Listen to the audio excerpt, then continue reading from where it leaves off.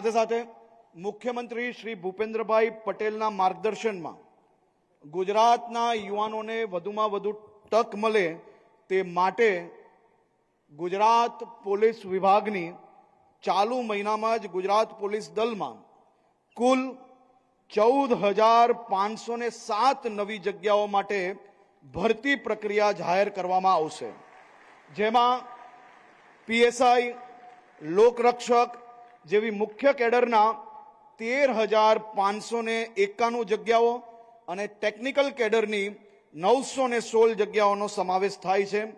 આ ઉપરાંત મેં કહ્યું એ પ્રકારે 12,500 યુવાનો જેને પરીક્ષા આપી છે, પાસ થયા છે, એવા સૌ લોકોને બી ટૂંક સમયની અંદર એમને એનાયત પત્ર આપવામાં આવશે।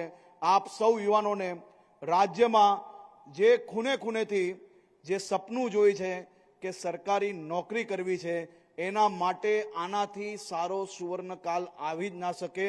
એ પ્રકારની વ્યવસ્થાઓ, ઝડપથી પરીક્ષાની વ્યવસ્થાઓ, સારી રીતે પરીક્ષા થઈ શકે, હકદારોને નોકરી મળી શકે તે માટે ભૂપેન્દ્રભાઈ પટેલની સરકાર દ્વારા એક પછી એક મહત્વના નિર્ણય લેવામાં આવ્યા। સફળતાપૂર્વક પરીક્ષાઓ પૂર્ણ થાય છે અને નોકરીના એનાયત પત્ર બી ઝડપથી લોકોને આપવામાં આવે છે। તેનો જીવતો જાગતો અને સૌથી ઉત્તમ ઉદાહરણ એ આજનો કાર્યક્રમ છે। આપ સૌ લોકોને ફરી એકવાર ખૂબ ખૂબ શુભકામનાઓ, ખૂબ ખૂબ આભાર।